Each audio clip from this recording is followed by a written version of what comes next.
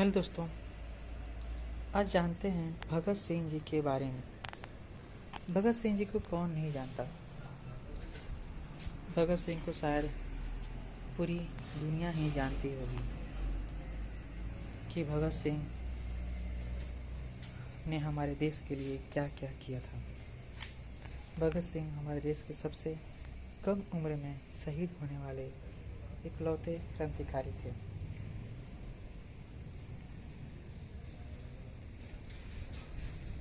भगत सिंह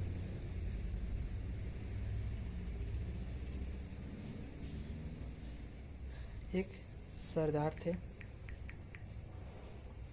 जो कि भारतीय क्रांतिकारियों में से सबसे अव्वल दर्जे पर उनको रखा जाता है। भगत सिंह का नाम आज के वक्त में दुनिया में सभी लोग लेते हैं,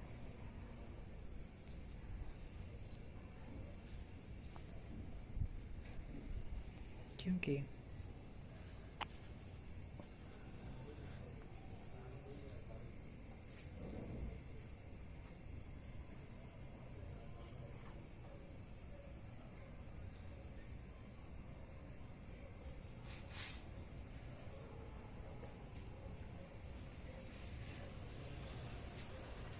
भगत सिंह को जब फांसी दी गई थी तो उनके साथ 3 लोगों को फांसी दी गई थी, जिसमें सुखदेव और राजगुरु थे।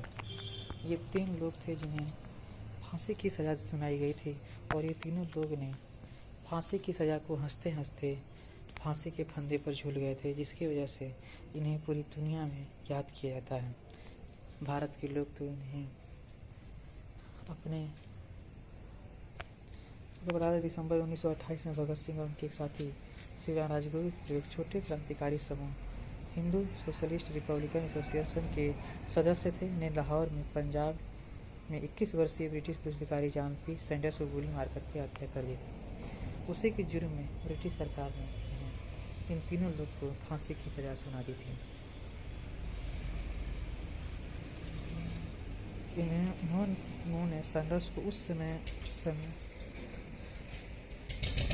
परिवीक्षा पर थे। ब्रिटिश पुलिस अधिकारी जेम्स स्कॉट समझ लिया था कि जिनकी वे हत्या करने का इरादा रखते थे।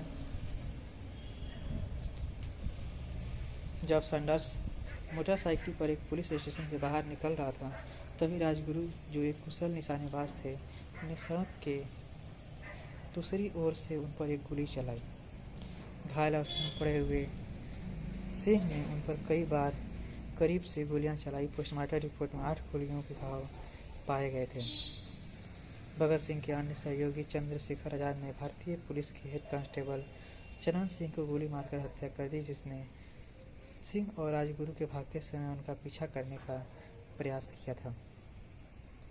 चंद्रशेखर आजाद ने खुद को गोली मार ली, लेकिन उन्होंने अपने आप को पुलिस के हवाले नहीं किया था। शायद इसी वजह से चंद्रशेखर आजाद को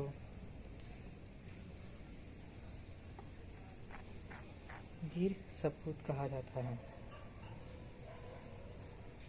क्योंकि उन्होंने बहुत पहले ही कहा था कि वो ब्रिटिश के गोलियों से मरने से अच्छा वो खुद मरना पसंद करेंगे, और उन्होंने ऐसा ही किया था। वे खुद मर गए, लेकिन पुलिस के हाथों मरना पसंद नहीं किया।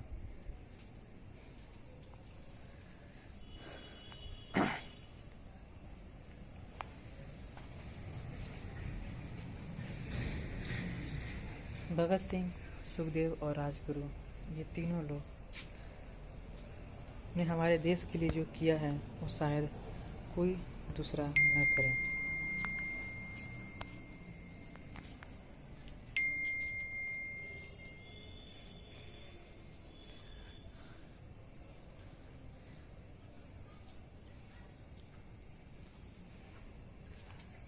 भगत सिंह हमारे देश के सबसे युवा क्रांतिकारियों में से एक थे।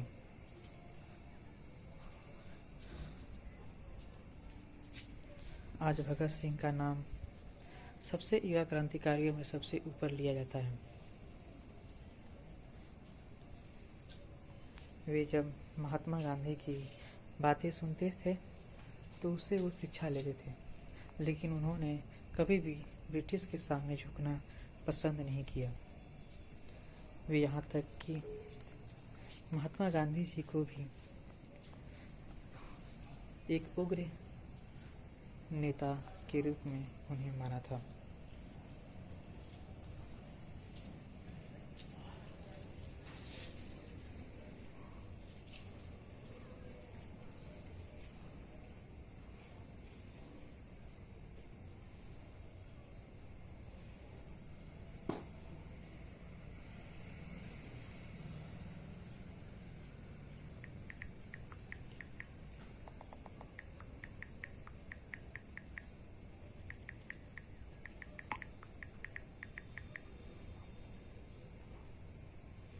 भगत सिंह को जॉन सैंडर्स और चन्ना सिंह की हत्या का दोषी ठहराया गया और मार्च 1931 में 23 वर्ष की आयु में ही उन्हें फांसी दे दिया गया। उनकी मृत्यु के बाद वे एक लोकप्रिय नायक बन गए। जवाहरलाल नेहरू ने उनके बारे में लिखा, भगत सिंह अपने आतंकी कृत्य के कारण लोकप्रिय नहीं हुए, बल्कि इसलिए लोकप्रिय हुए क्योंकि उन्होंने क्षण भर के लिए लाला लाजपत राय और उनके माध्यम से राष्ट्र के सम्मान को बहाल किया। वे एक प्रतीक बन गए, कृत्य भुला दिया गया,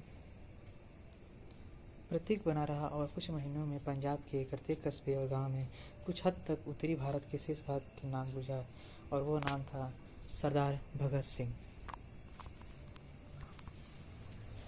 भगत सिंह के प्रारंभिक जीवन की बात करें तो वो सितंबर 1907 में पंजाब के लायलपुर जिले के बंगा गांव में एक पंजाबी जाट के सिख परिवार में हुआ था। वह तत्कालीन ब्रिटिश भारत और आज के पाकिस्तान में स्थित थे। वे विद्यावती और उनके पति किशन सिंह संधू के 7 बच्चों में से दूसरे थे। 4 बेटे और 3 बेटियां थीं। भगत सिंह के पिता और उनके चाचा अजीत सिंह प्रगतिशील राजनीति में सक्रिय थे। उन्होंने 2007 में नहर उपनिवेशीकरण विधेयक के विरोध में आंदोलन में भाग लिया और बाद में 1914 से 1915 में गदर आंदोलन में भी भाग लिया। कुछ वर्षों तक बंगा के गांव के स्कूल में भेजे जाने के बाद भगत सिंह को लाहौर के दयानंद एंग्लो वैदिक स्कूल में दाखिला लिया गया। 1923 में उन्होंने लाहौर के नेशनल कॉलेज में दाखिला लिया, जिसकी स्थापना 2 साल पहले लाला लाजपत राय ने महात्मा गांधी के असहयोग आंदोलन के जवाब में की थी, जिसने भारतीय छात्रों से ब्रिटिश भारतीय सरकार द्वारा सब्सिडी वाले स्कूल में काम किया था।